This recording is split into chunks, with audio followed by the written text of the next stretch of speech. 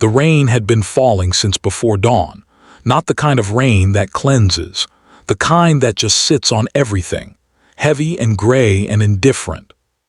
It pressed down on the small town of Kellard, Montana, like a held breath that never quite releases. The mountains behind it were swallowed by cloud. The single main road through town glistened under a row of amber streetlights, most of them half dead, flickering at irregular intervals as if they too were exhausted by the effort of existing. Marcus Hale sat at the bar inside a place called Denny's Tap. Not the chain, just a man named Denny who had opened a bar 40 years ago and never thought to give it a better name. The bar was narrow and low-ceilinged, smelling of old wood, spilled beer, and the faint chemical bite of whatever Denny used to clean the counters. A jukebox in the far corner played something from the early 90s, soft, unimportant. Marcus wasn't listening to it. He was drinking water. He had been drinking water for 11 months now. Before that, he'd been drinking whatever was in front of him. But he had made a decision 11 months ago in a parking lot outside a VA hospital in Billings, standing in the snow with his keys in his hand and a bottle in the other, and he had made a choice. He'd poured the bottle out on the asphalt, watched it run between the cracks, and he had not had a drink since. It had not been easy. Very few things in Marcus Hale's life had ever been easy. He was 53 years old, though he looked older in certain lights and younger when he moved. He was built the way old freight is built, dense, deliberate, nothing wasted. His hands were large and weathered, the knuckles carrying a geography of old breaks and poorly healed cuts. His face had a stillness to it that most people mistook for emptiness. It wasn't emptiness. It was control. It was the specific expression of a man who had learned, through long and brutal practice, to keep everything he felt far below the waterline. He had served in the United States Marine Corps for 26 years. He did not talk about it, not to Denny, who poured his water without asking questions. Not to the woman at the post office, who sometimes tried to engage him in small talk about the weather. Not to the few veterans who gathered at the VFW hall on Thursday evenings, where Marcus occasionally showed up, sat in the back, drank his water, and left before anyone could approach him, with a story that might require him to share one of his own. He had come to Kellard 3 years ago because a man he had once trusted with his life, a fellow Marine named Raymond Ochoa, had died here, alone, in a small house at the end of Birch Street. Raymond had left the house to Marcus in a handwritten will that the county court had honored only reluctantly. Marcus had driven up from Billings, walked through the door, sat down at the kitchen table, and looked at the walls where Raymond had hung photographs of places they had both been. Places with no names that could be spoken in polite company. He had stayed. There was nothing pulling him anywhere else. He worked part-time at a timber supply yard on the edge of town, loading and sorting and occasionally driving deliveries. The work was physical and simple and required very little conversation. He came home to Raymond's house, his house now, though he still thought of it as Raymond's, cooked basic meals, read military history and old paperback westerns, and slept in patterns that most people would not recognize as sleep. A few hours here, an hour there, always with one part of his mind standing watch. Tonight he had come to Denny's Tap because the house had felt too quiet. Sometimes quiet was a comfort. Tonight it had felt like a pressure. He sat at the far end of the bar, back to the corner wall, facing the door, always facing the door. He had not chosen to develop that habit. It had simply become impossible to sit any other way. The rain intensified outside.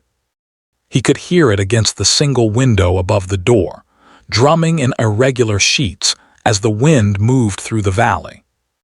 2 other patrons were in the bar. A man in his 40s playing pool by himself at the table in the back, and an older woman nursing a glass of white wine at the opposite end of the bar from Marcus. Neither of them had spoken to him. He preferred it that way. The door opened. 5 men came in from the rain. Marcus noticed them the way he noticed everything, completely and immediately and without appearing to look. They were young, mid to late 20s. Fit in the way that is specific and deliberate, not gym fit but operationally fit, the kind of physical conditioning that is built for function rather than appearance. They wore civilian clothes, jeans, boots, jackets, but the clothes sat on them in a particular way. And they moved with the quiet confidence of men who had spent a great deal of time moving through spaces where confidence was the margin between living and dying. 2 of them had that specific haircut, high and tight. The rest wore their hair slightly longer but still controlled, military, current or very recent. Marcus watched them find a cluster of tables near the center of the room and pull chairs together without asking Denny if it was all right. Denny didn't say anything. He was 64 years old and had a talent for reading rooms that had kept him out of trouble for most of his life. The men ordered beers. They were loud enough to fill the bar without trying to fill it. The kind of loud that comes from a group of men who are accustomed to being the most capable people in whatever room they enter, and who have never had significant reason to doubt that assumption. Marcus went back to his water. He wasn't curious about them. He wasn't wary of them. He simply noted them the way he noted all variables in his environment, classified them as low priority, and let his attention drift back inward.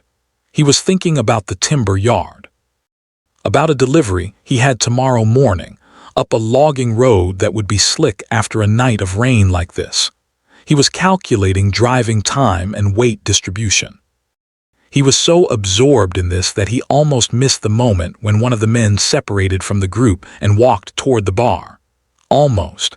The man sat down 2 stools away from Marcus. He was the tallest of the group, wide through the shoulders, with dark eyes that moved around the room with professional habit.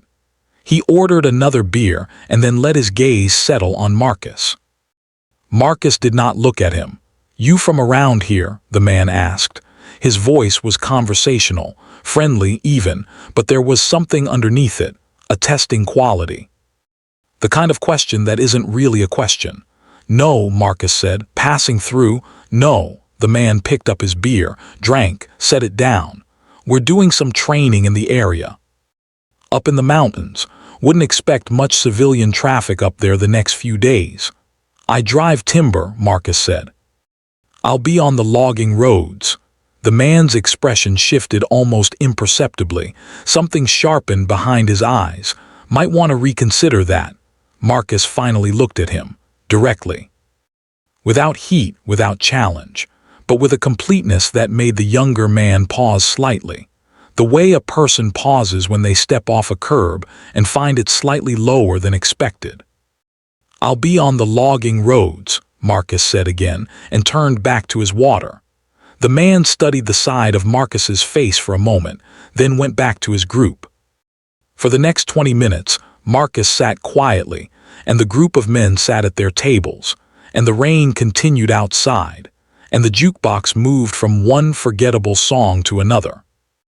Then Marcus heard the shift in their conversation, the volume dropping, the specific tonal drop that happens when a group of men decides it is time to stop having fun and start having an agenda. He felt them before they moved. 3 of them came toward the bar, not the tall one. He stayed seated, watching. The 3 who came were arranged in a loose triangle, a classic crowd management formation, even if they didn't consciously know they were doing it. The one in the center was compact and sharp-featured, with the kind of steady gaze that had probably intimidated a lot of people in a lot of places. "We weren't trying to be rude earlier," the center man said. He didn't sound apologetic. "But seriously, friend, the mountain access is going to be restricted. You'd be doing yourself a favor staying down here." Marcus set his glass down. He turned on the stool slowly. He looked at all 3 of them in turn, not performing the look, just doing it. Then he looked at the one who had spoken. "Who are you?" Marcus asked. The man smiled. "Friends of the area." No, you're not, Marcus said. You're operators, special operations, probably Navy. You're not officially here, which is why you're in civilian clothes, and you're not going to show me any paperwork restricting access to a county logging road. Which means you're asking me a favor. And I don't know you well enough to do you a favor. The three men exchanged a look. The compact one tilted his head. You ex-military. I'm a timber driver, Marcus said. That's not what I asked. Marcus said nothing. The air between them had changed texture. Something had thickened. The compact man's easy confidence was still there, but it had reorganized itself around something more careful. He was reassessing. Quietly and professionally, he was reassessing. Look, the compact man said, and his voice had a different quality now, not warm but direct, which was its own kind of respect. We're running a SEER exercise up there. Survival, evasion, resistance, escape. We've got instructors playing opposition. If you're driving up those roads, you might roll into the middle of something that could get confusing fast. I appreciate you explaining that, Marcus said. I'll be careful. You're not hearing me. I heard every word you said. Another exchange of looks among the three. Then the compact man did something that surprised Marcus slightly. He pulled a chair from the nearest table and sat down in it, reversing it, arms over the back. He was making himself smaller, more approachable. It was a deliberate technique, and it was well done. What's your name? The man asked. Marcus looked at him for a long moment. Hail, I'm Carson. Those are my people over there. He nodded toward the tables. We're not trying to make your night difficult. We're running something important, and we genuinely appreciate the road to ourselves tomorrow. Carson, Marcus said, how long have you been running SEER instruction? The man blinked. Couple years. Advanced courses, some. Who certified you? Something crossed Carson's face, not offense, closer to surprise, Camp Mackle. And before that, I trained under a guy named. He stopped. His jaw tightened almost invisibly. Why are you asking me that? Because if you're running a real SEER exercise on a mountain in the middle of a Montana winter rainstorm on unregistered terrain, you know that civilian traffic isn't your biggest problem. Your biggest problem is the north face drainage above the 1,400-foot line.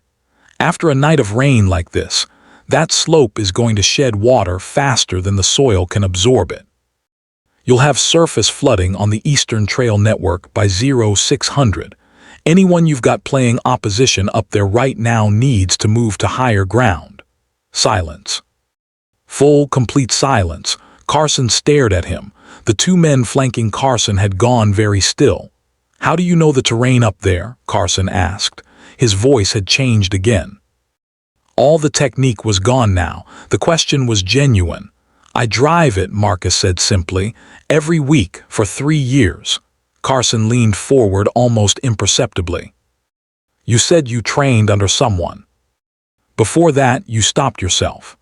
I stopped myself because it's not relevant, Carson said, though the way he said it suggested he wasn't entirely sure that was true. You trained under a SEER instructor named Pollock, Marcus said. It wasn't a question. James Pollock, out of Coronado. He was running advanced resistance training for SEAL candidates around 2009, 2010. The color in Carson's face did something strange and complicated. He looked at Marcus with an expression that was trying to hold several things at once.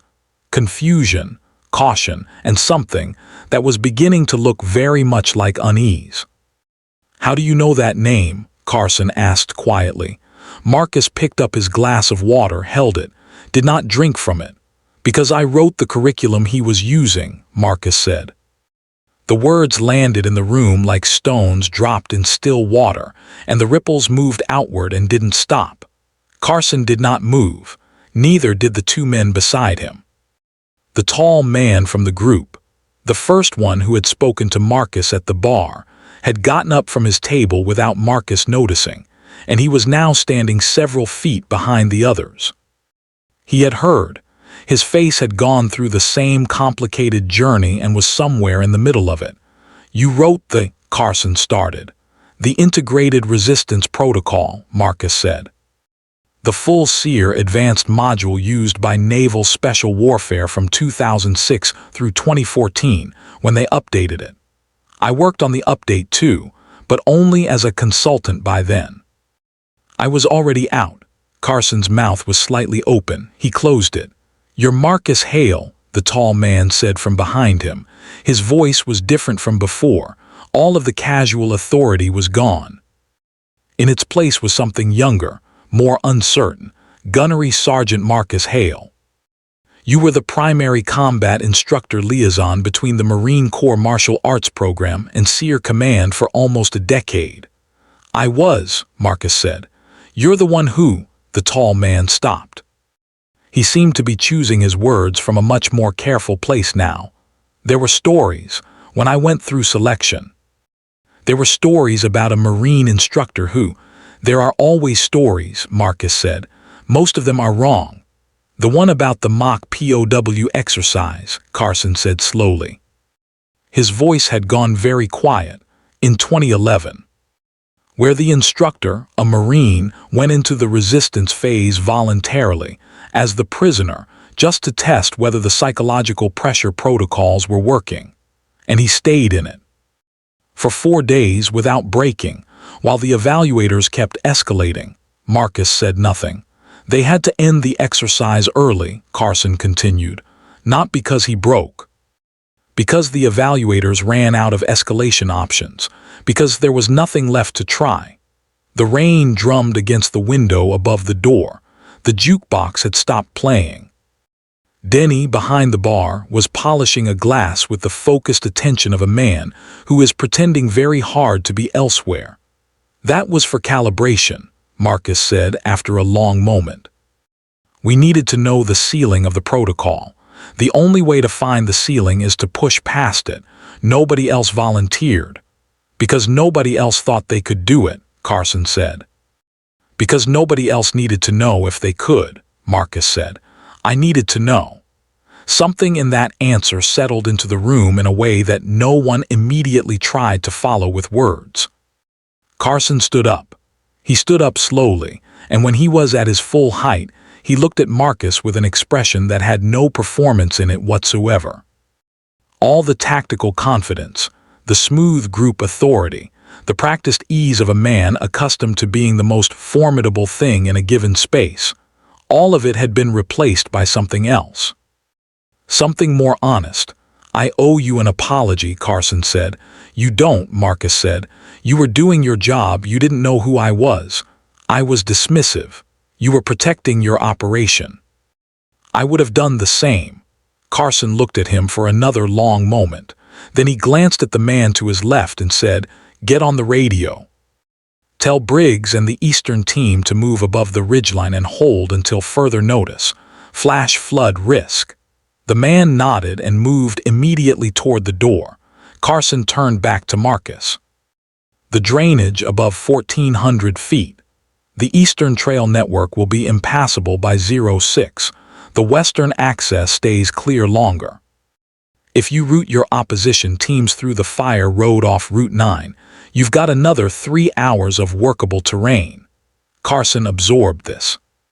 Processed it with the efficiency of a man who had been trained to receive information quickly and use it immediately. Sergeant Hale, he said. I'm not a sergeant anymore, Marcus said.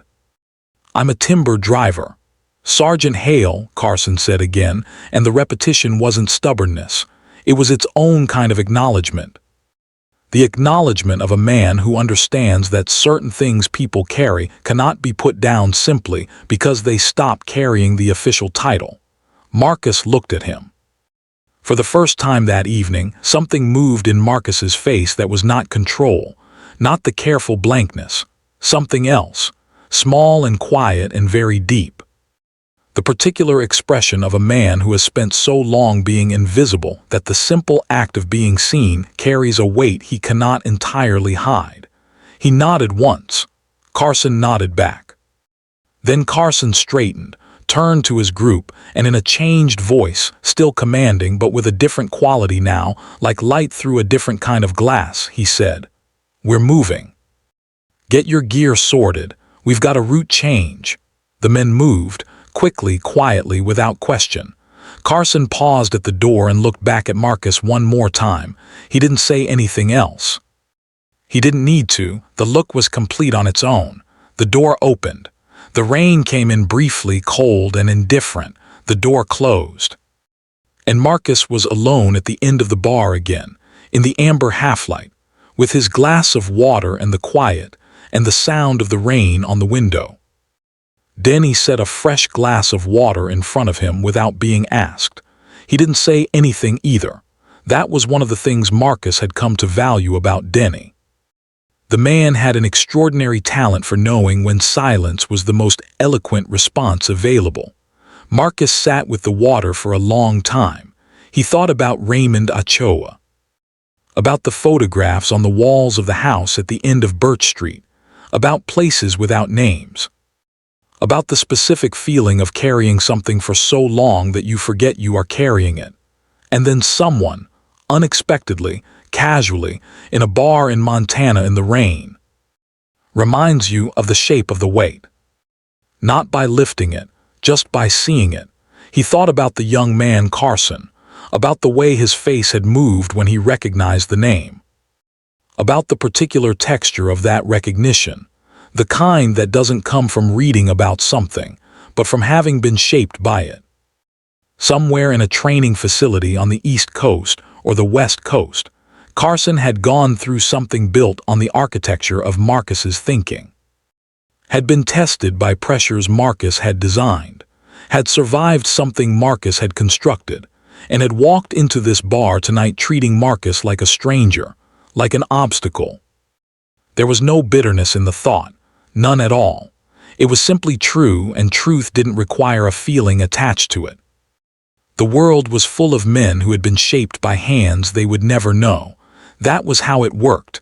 That was how it had always worked. What mattered was the shaping. Marcus picked up his glass and drank slowly and looked at the window and the rain on the other side of it, and the amber light of the dead street lamps out there doing their imperfect, flickering best in the dark. He had come to Kellard because there was nowhere else to go, because Raymond had left him something.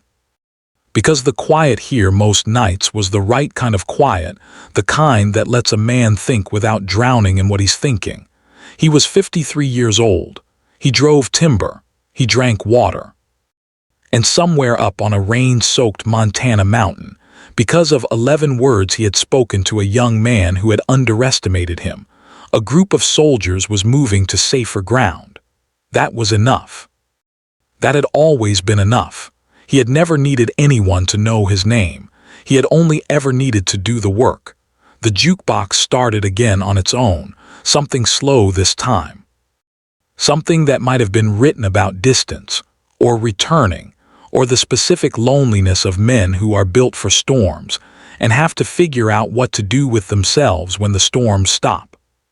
Marcus sat with it. The rain held on through the night, running in long silver threads down the window glass, and the amber lights flickered their patient, imperfect rhythm out on the road.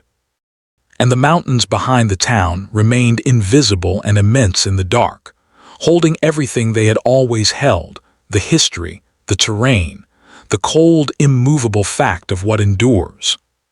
Some things do not announce themselves. Some things simply remain.